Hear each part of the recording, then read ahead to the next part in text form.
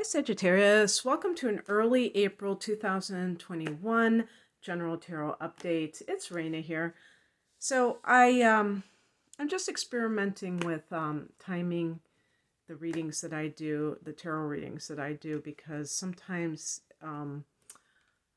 they get bunched up, and so I want to see if this is kind of a better fit. But I do change things. Definitely, I don't stick with things all the time, so we will see what happens here. I like it so far, being a Sagittarian.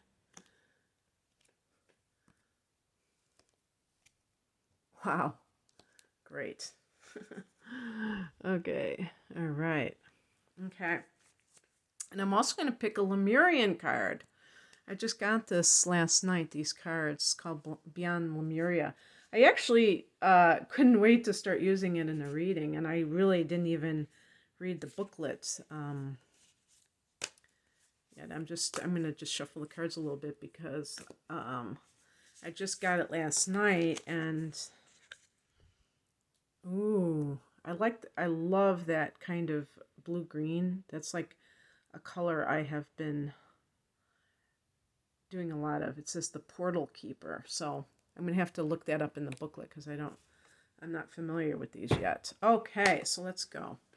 This is for the early part of April, and we'll also say maybe until the new moon in Aries, which is the first new moon of the year for the astrological new year for all of us on April 11th.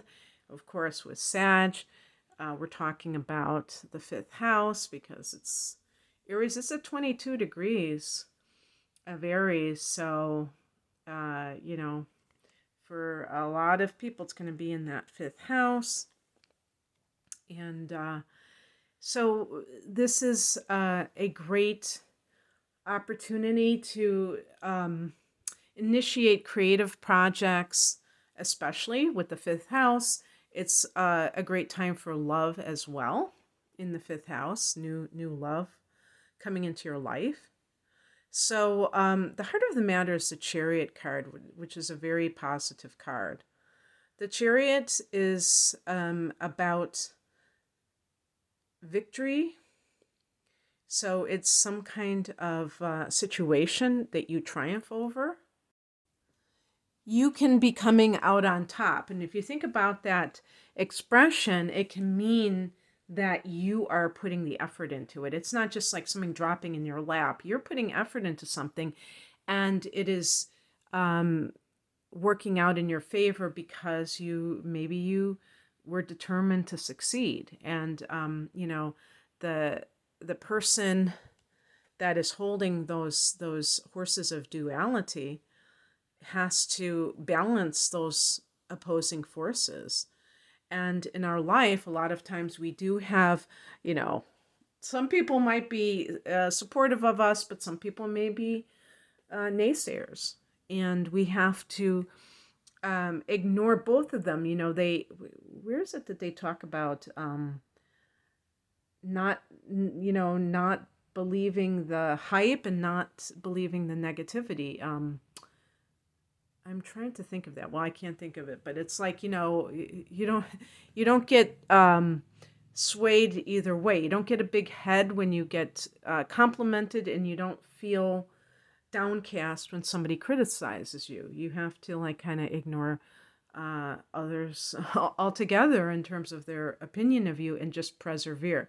So I would say this is like success coming from perseverance. In the past position, we have the Judgment card, which is a card of rebirth, a card of maybe it's a phoenix rising from the ashes type of deal. Maybe it is judgment, like your good judgment. You were in that, maybe there was a temptation or something that you could have done something a different way, but you stuck to your guns. And therefore, now you can rest easily and say, I succeeded in spite of ... whatever it is. And that's always a good feeling because, Sagittarius is a sage, and we are known for being prophetic. Even if you don't feel that like you are a psychic or anything in that conventional sense, you may still feel like you have um, a strong intuition, or at the very least that you can read situations in a way that perhaps other people haven't. So maybe this is a situation where other people did something differently than you, and some of them may have even called you on it, and now you can sit back and say I told you so, but you won't do that because you're a bigger person than that. um that's when somebody says I told you so, that doesn't make them look good, and you don't have to do that when you when you have a victory at hand. And the higher message here is the Three of Wands, which is a card of expansion.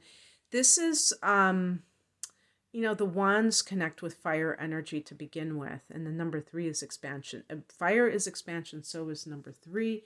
And it's really saying that you're looking for more from life at this time. The eclipse cycle is still in Sagittarius and Gemini throughout this year. And Sages are going to find expansion in their life, whether they want it or not. And that can mean that some people are offered like new horizons, and it's up to you to take the universe up on it. And that might be, a sticking point. Even if you have been experiencing change in a positive direction, you may still kind of like hold back from going all the way. And this can be especially if you have the moon in Taurus or Scorpio, or these are fixed signs that may be very close, like to be close to home, or like that consistency and that sort of thing, and don't want to change. Of course, Leo and Aquarius are fixed signs too, but they're masculine signs, so they may be more open to exploring new territory. But there are certain, maybe if you have a moon in Cancer and your sun in Sag, where you are very connected to your roots and where you are, but there might be opportunities for you in this coming year that are going to stretch you if you will allow it. And this is kind of interesting because this is the card that crosses you, and this is the Three of Cups. And this to me can indicate that the people around you may be not supportive. And this was kind of what I was talking about when I was talking about naysayers. So, for instance, if you are working for a company, like you're working for somebody else, you may be surrounded by people who are not supportive of you. I was thinking of the water cooler, the people around the water cooler, the coworkers who may even act like they are supportive of you, but they are actually going against you in some way. Maybe it's on an energetic level. I mean, I don't know. But the other thing too is even circle of friends. When I see that Three of Wands, I think of somebody who is growing. And sometimes your growth can threaten other people who are choosing, because they have free will, to live lives that are kind of more contained. And I don't judge people for that, but one thing that I think that a good friend does is that they are willing to support others doing what is right for them, especially if it's a positive thing. And if you have people in your life that are trying to discourage you from maybe moving someplace else, maybe starting your own business, they're like kind of playing it down, or not, not playing it down, but you know what I mean, trying to make it seem like it's not going to work, those kinds of things. You have to really examine that, because that can affect you in a way that you may not realize. I mean, it could be like planting doubt, but also like energetically, it can show that you are growing away from such people. So make sure that the people that are surrounding you are people. It's not that they're never going to challenge you or anything like that. I'm not saying that. I'm just talking about if you feel like you're on the same page with these people in your life. Um, and also, the other thing too is, if this is a card related to a romantic situation, these are travel cards. Even the Chariot can be a travel card, and of course, things are starting to open up. The Three of Wands, the Judgment card might be even a legal judgment if you're getting a divorce, and now you're just like, I want to move away from this area, but maybe you have people saying, no, don't leave us. Maybe they're not being like, they're not trying to be negative. Perhaps they really do care about you and they will miss you, but you still are being held back by them if you allow them to sway you, I guess. That's how I'd put it. What's coming in is the Six of Pentacles, and this is a card of an even energy exchange. Now, yes, it can be monetary. It could be like working for a company, a business, where you feel like you are putting in energy and getting back what you have put into it. So you don't feel like you're being taken advantage of. And maybe with the Three of Wands, you feel like you can grow in that company, and maybe even have more autonomy. If you are dealing with another person, this can be a situation where you're looking for someone where it is mutual. You may have been involved with somebody, even a marriage partner, where you were doing all of the heavy lifting in the relationship and were not getting what you were not getting what you put into it. And I'm not talking about financially. I'm just talking about energetically, where it was, one-sided, that type of thing. So it's about a mutual type of relationship. The outcome is the Star card. This is a card associated with Aquarius. Faith in unseen forces. With the Three of Wands, I think of somebody, it's almost like the Fool card to me, the Minor Arcana version, where it's like you're starting this journey, or you're in the early stages of a journey, and all you know is that you want more out of life. And that's all that's fueling you.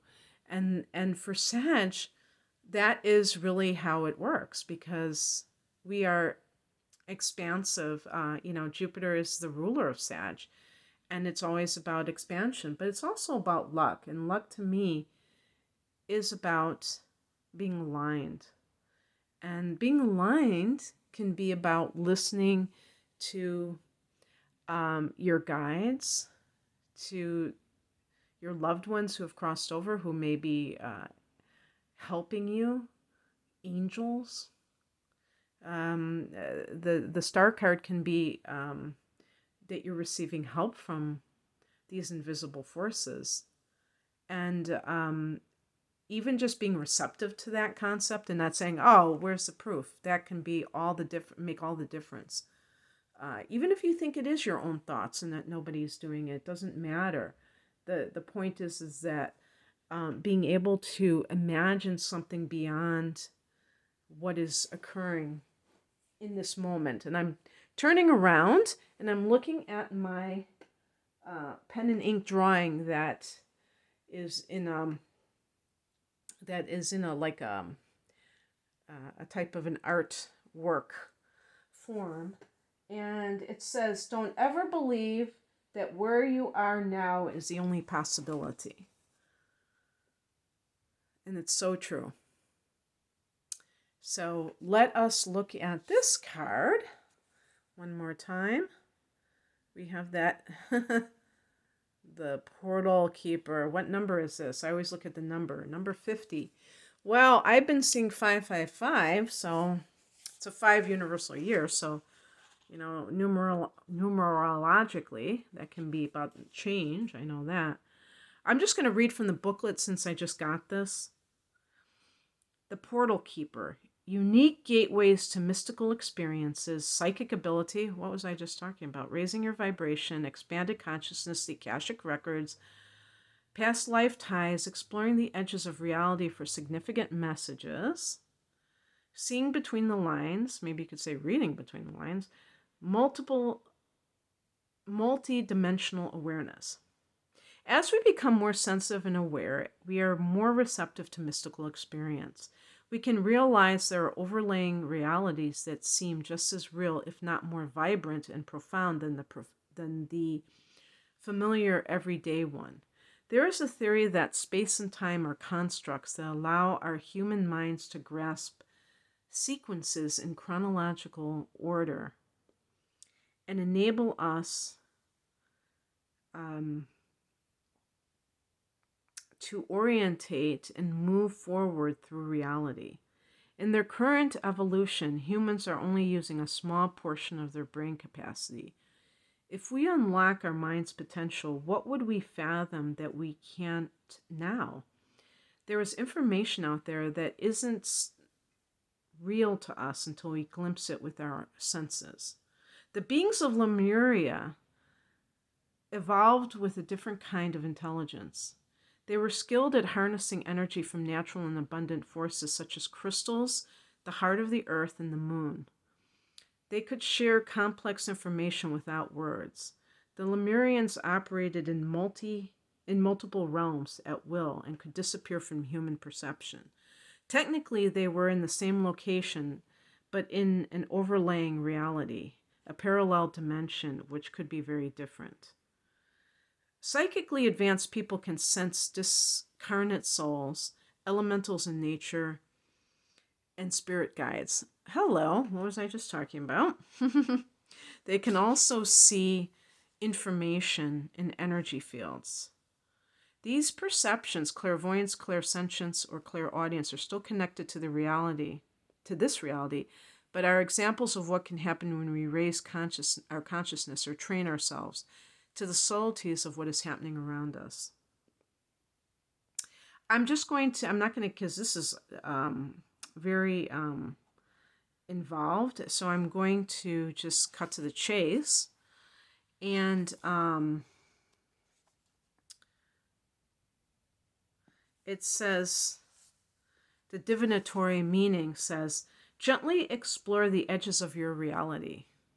Spend time in the forest to listen.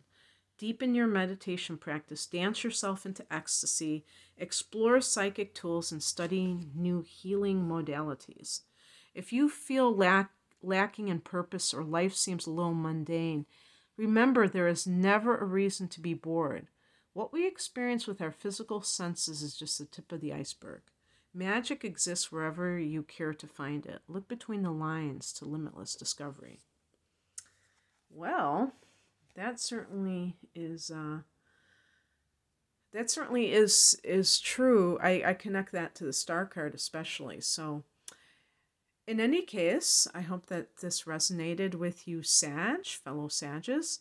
If you'd like a private reading, I do have in-depth astrology readings for a special price, double readings, deep dive, and I have like a combination natal with transits and tarot reading called the Whole Enchilada for a special price as well as other readings. The link is below. Thank you for watching. Take care. Bye.